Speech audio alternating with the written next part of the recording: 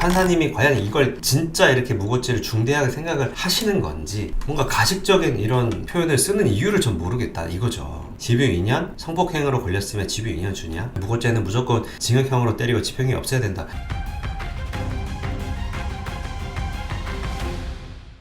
성범죄 무고 관련된 판결이 또 나왔습니다. 엊그제자 뉴스인데 결론이 어떻게 나왔을까요? 안 봐도 좀 예상이 되지 않아요? 일단 유죄가 나왔는데 그게 중요한 게 아니라 형량이 또 집유가 나왔습니다. 정말 속이 터지는데 그 뉴스 제 지인이 또 링크를 보내주더라고요. 제가 이쪽을 또 전문적으로 하고 영상을 많이 찍다 보니까 형 이거 하면 될 것 같은데, 영상 찍어서 올리면 될 것 같은데 라고 하면서 링크를 보내줘서 좀 보게 됐습니다. 한번 뉴스를 같이 한번 볼까요? 함께 술을 마시던 남성에게 성폭행을 당했다고 허위로 신고한 30대 여성이 무고죄로 처벌받게 됐습니다. 이 여성이 34살인가 봐요. 법정 나이니까 한 36 정도 되겠죠. 나이도 꽤 있는 분인데 여성 A씨에게 징역 10개월, 집유 2년을 선고했습니다. 집유 2년이라.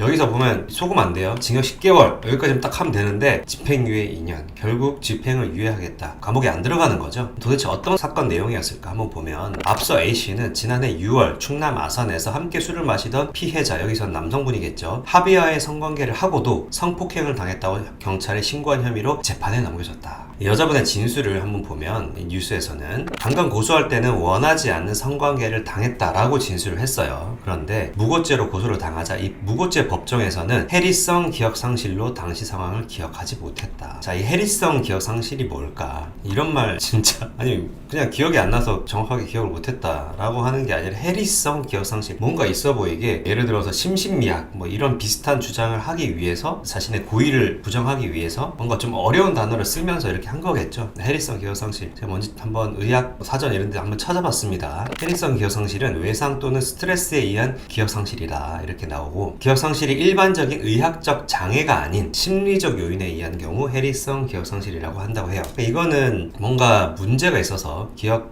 어떤 인지 능력 이런 데 문제가 있어서, 의학적인 장애가 있어서 발생한 기억 상실이 아니라 심리적인 요인에 의해서, 그냥 기분에 따라서 심리적 요인에 의해서, 이게 얼마나 애매합니까 표현이. 심리적 요인에 의해서 기억이 상실됐다. 그냥 내가 기억 안 난다고 하면은 그게 해리성 기억 상실이라는 것 같아요. 자, 이 해리성 기억 상실 주장에 대해서 우리 판사님은 어떤 판결을 내렸냐 보면은, 신고 과정 등을 종합하면 A씨는 당시 인지기능 등의 장애가 없는 상태에서 합의하에 성관계한 사실이 인정된다.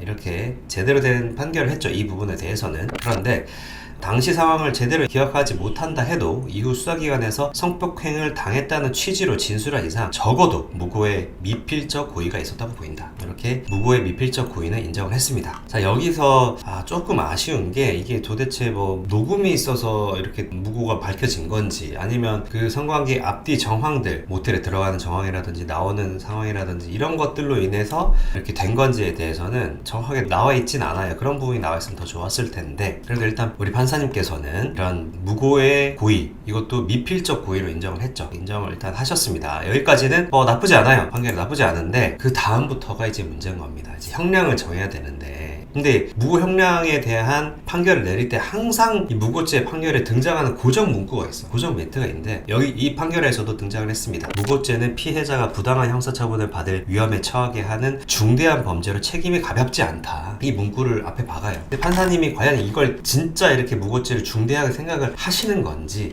이게 참 의문인 점이, 범행을 부인하고 반성하지 않고 있는 점, 피해자가 결국 형사처벌을 받지 않은 점 등을 종합해 형을 정했다고 하는데, 그 형이 징역 10월에 집행유예 2년. 자, 여기서 합의가 됐나요? 안 됐죠. 그 이전에 사과도 아예 안 했습니다. 사과도 안 하고 범행을 부인하고 있는 점, 이렇게 얘기하고 있잖아요. 양형 사유에. 거기에 넘어서서 말도 안 되는 해리성 기억장애라는 주장을 하고 있습니다. 이렇게 말도 안 되는 주장을 하고 부인을 하고 있는 이 무고죄 피고인, 이 여자분에게 무고죄가 아주 중대한 범죄라면서요. 그런데 집행유예를 내려준다? 이 앞에 이 문구를 깔지를 말던가요. 무고죄는 피해자가 부당한 형사처분을 받을 위험에 처하게 하는 중대한 범죄로 책임이 가볍지 않다 라고 말을 하지를 말던가요. 무고죄는 그렇게 심한 범죄가 아니다. 그러니까 부인하고 반성하지 않는다 하더라도 내가 집유를 내려준다. 이렇게 솔직하게 판결을 내리시지, 왜 이렇게 무고죄는 피해자가 부당한 형사처분을 받을 위험에 처하게 하는 중대한 범죄로 책임이 가볍지 않다라고 얘기하면서도 왜 이렇게 뭔가 가식적인 이런 표현을 쓰는 이유를 전 모르겠다 이거죠. 판사님들께서.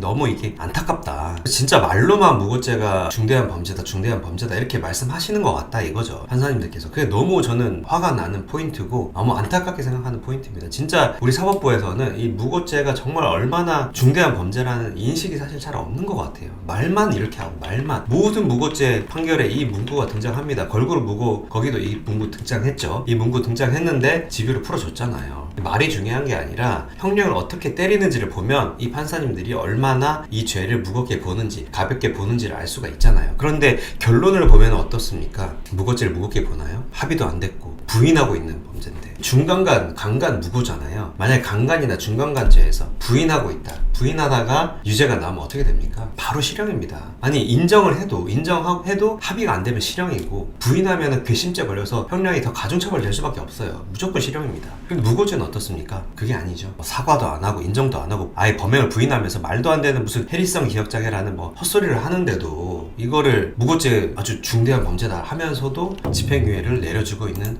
현실. 참, 중간간으로 고소당한 이 남자분의 상황을 한번 생각을 해봅시다. 이분은 모든 걸 잃을 뻔했어요. 나이가 그렇게 어리지도 않은 34살, 35, 6 이런 여성분이랑 술 마시고 성관계 한번 했는데 이걸로 회사에도 잘리고 평생 성범죄자 낙인을 안고 살아갈 뻔한 거예요. 이 정도면 사회적 살인이잖아요. 수사받는 과정뿐만 아니라 재판받는 과정까지 다 합치면 적게는 진짜 미니멈 3개월, 길게는 1년 넘게 지옥을 경험했을 겁니다. 이 남자분은 잠도 못 자고요, 밥도 못 먹고요. 그런데 여자는 해리성 기억장애 주장? 그렇게 주장하는데 그냥 집행유예? 제발 말로만 무고죄 엄중한 죄다라고 하지 마시고 판결 형량도 제발 그에 맞게 좀 내려주시기 바랍니다. 이 뉴스 영상에 저 이거 보고 아 이런 댓글 달렸겠구나 라고 예상을 했는데 댓글 보니까 역시나 그런 댓글 달려 있더라고요. 한번 댓글 한번 같이 볼까요? 무고죄는 피해자가 당했을 때 형량을 기준으로 해야지. 맞죠? 제가 항상 하는 얘기죠. 강간 무고를 했으면 강간죄에 맞는 형량이 선고돼야 된다. 무고죄는 무조건 징역형으로 때리고 집행유예 없애야 된다. 제가 이것도 항상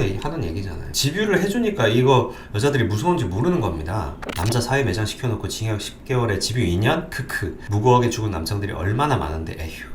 진짜 살자한 남성들도 많다. 제가 말씀드렸죠. 무고하게 고소당해서. 무고죄는 실제 피해자가 처벌받을 뻔했던 수위와 일치하는 벌을 그대로 똑같이 전가해줘야 한다고 생각함. 네, 이게 일반인들의 상식적으로 생각했을 때 일반인들의 법감정이 이렇다는 거예요. 직장 잘리고 인생에 지옥 갈 수 있었는데 집행유예를 왜 주냐? 크크크. 집유 2년? 성폭행으로 걸렸으면 집유 2년 주냐?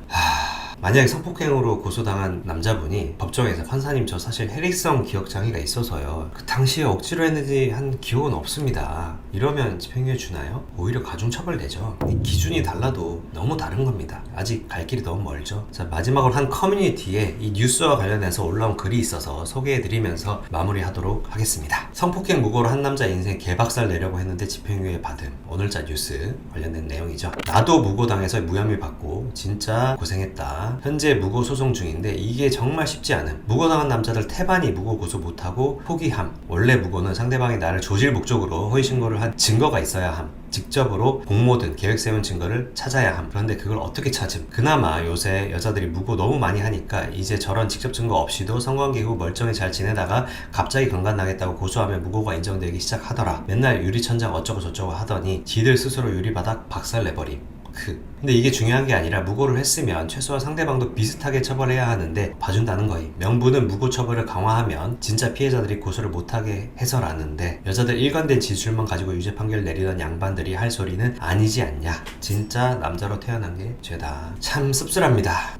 이 모든 작금의 현실에 대해서 실제 이분은 무고죄로 성범죄 무고를 당해서 무혐의를 겨우겨우 받아내고 정말 힘들게 받아내고 무고로 소송 중인 분 같은데 이런 상황들이 참 개탄스럽죠. 그래서 우리 남자들이 이 상황을 바꾸기 위해서 좀 더 노력을 해야 될 상황이 아닌가 생각이 되고 저희 이제 어구리 카페 제가 만들어 드렸잖아요. 이 카페가 이제 2,000명 넘었습니다. 이제 10,000명까지 쭉쭉 우리가 카페 인원도 늘어나고 해야지 이런 이제 여기도 나오잖아요. 여자들이 하도 무고를 많이 하니까 이제는 직접 증거 없이도 인정되기 시작했다. 또 무고죄 인정이 또 쉽게 되도록 정말 너무나 어렵게 인정되고 있는 무고죄 인정 이 관행도 좀 바뀌도록 우리가 많은 목소리를 내야 될 때인 것 같습니다. 오늘도 파이팅 합시다.